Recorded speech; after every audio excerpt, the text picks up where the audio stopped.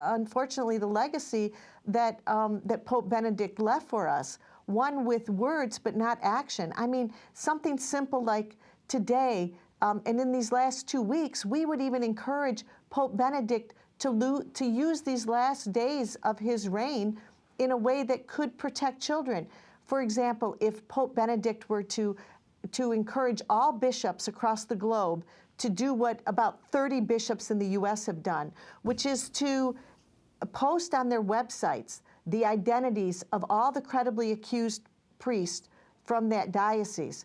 If Pope Benedict would encourage that, that would immediately make children safer, because then parents and teachers would know to keep the children away from those men.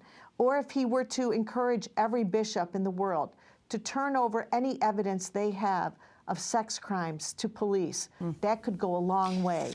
If he were to punish any bishop or church official who has enabled or covered up for a predator, or if he would give a reward to a whistleblower, those are actions that we believe would show that children's safety is important. And unfortunately, Pope Benedict hasn't taken any real concrete action. He's just made nice statements and given us words. As early as 2005, then Cardinal Ratzinger, who is the Pope today, obliquely referred to priestly abuse and meditations he wrote for the Way of the Cross on Good Friday. He wrote, quote, "How much filth there is in the Church, and even among those who in the priesthood ought to belong entirely to him."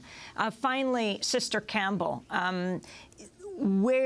what you think the Pope could do on this issue before he leaves? Well, I think that the most important thing that he could do is try to respond in a pastoral way, finally, and to really, as Barbara says, do specific actions that would protect children. And I think the challenge here is that Pope Benedict has always been an academic, has always been in Vatican offices, and really has never walked with people who suffer. He has the academic approach regarding economics, and he doesn't know what it is to live in poverty. He has the academic approach of what children have suffered.